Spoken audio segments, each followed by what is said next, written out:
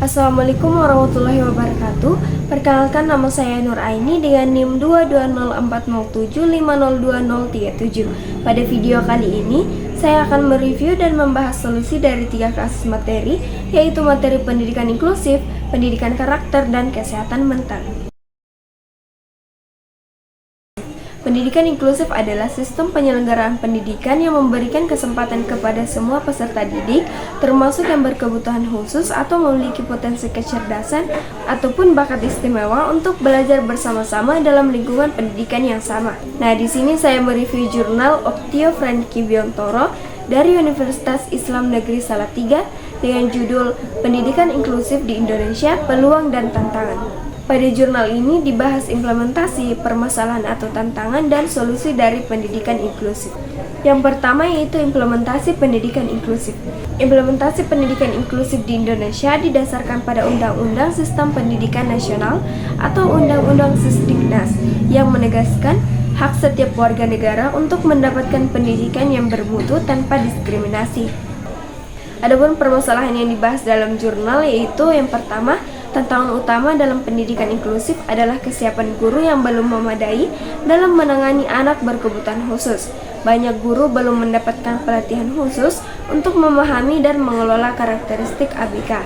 Selain itu, di lingkungan perguruan tinggi, mahasiswa difabel seringkali dianggap sebagai individu yang perlu dikasihani dan merepotkan, serta dosen merasa kesulitan mengajar mereka. Nah, adapun solusi yang ditawarkan dalam jurnal untuk mengatasi permasalahan dalam pendidikan inklusif yaitu peningkatan kompetensi guru melalui pelatihan khusus, penyediaan guru pendamping khusus atau GPK di setiap sekolah, peningkatan kepedulian orang tua dan masyarakat terhadap ABK, serta peningkatan kerjasama dari berbagai pihak.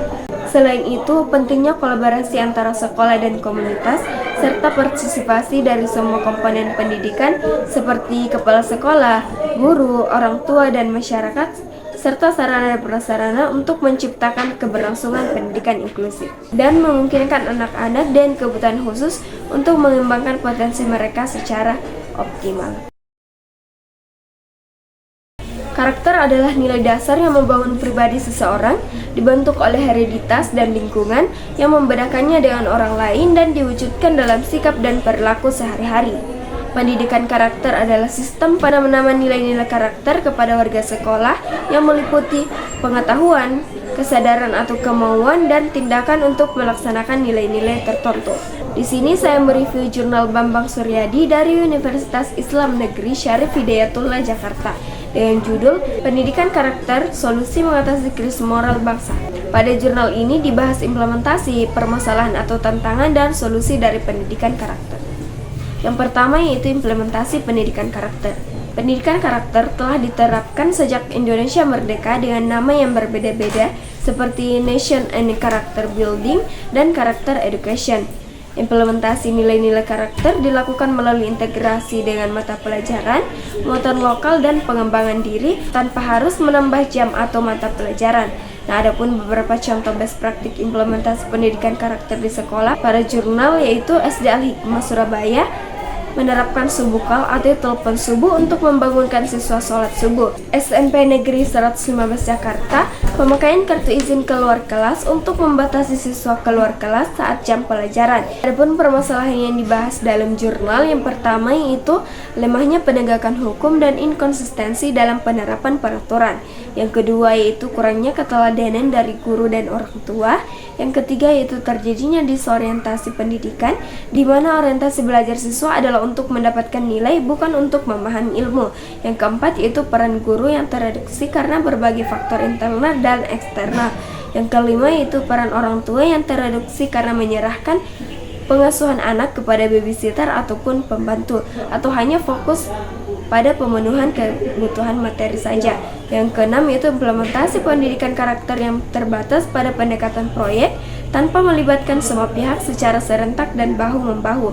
Dan yang terakhir yaitu pengaruh lingkungan dan media yang dapat merusak moral dan karakter bangsa. Adapun solusi yang bisa dilakukan dari permasalahan yaitu ada 2 cara, yaitu peran orang tua dan guru. Yang pertama yaitu optimalisasi peran orang tua dalam institusi keluarga dengan membekali anak-anak dengan ajaran agama sejak dini, bertanggung jawab terhadap pendidikan anak-anak, mengajak, mengingat, menegur, dan menasihati anak-anak, dan memberikan keteladanan dalam semua aspek kehidupan. Yang kedua yaitu optimalisasi peran guru dalam institusi sekolah sebagai pengajar, pengasuh, pendidik, dan pembimbing. Guru harus memiliki niat yang tulus, mencintai profesinya, mengembangkan strategi dan metode mengajar, dan senantiasa mendoakan peserta didiknya.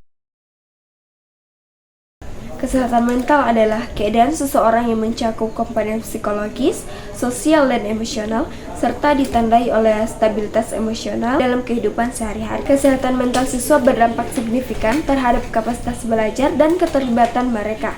Selain itu, motivasi yang lebih tinggi dan ikatan sosial yang kuat antara siswa dan guru merupakan indikator kesehatan mental yang baik. Di sini saya mereview jurnal Sanusi dari Universitas Negeri Makassar dengan judul Pentingnya Mengutamakan Kesejahteraan Mental Siswa bagi Puncak Pencapaian Pedagogis. Pada jurnal ini dibahas implementasi, permasalahan atau tantangan, dan solusi dari kesehatan mental.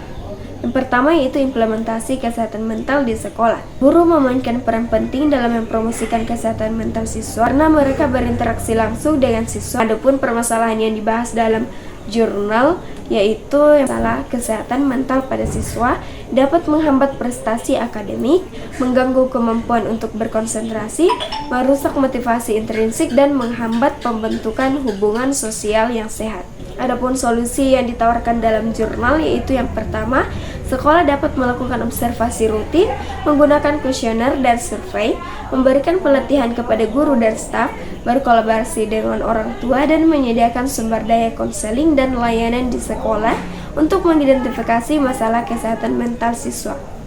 Nah, yang kedua itu guru dapat membantu siswa dengan menjadi pendengar yang empatis, menyesuaikan kurikulum dan tugas, memberikan informasi tentang sumber daya dan dukungan, memberikan pendidikan kesadaran, kesehatan mental, dan menciptakan lingkungan kelas yang positif. Selain itu, orang tua dapat mendukung anak-anak mereka dengan mendengarkan dan perhatian. Itulah tadi review 3 kasus materi dan solusi dari jurnal yang saya lakukan. Sebagai penutup, mari kita ingat bahwa pendidikan inklusif membuka peluang bagi semua siswa untuk belajar bersama.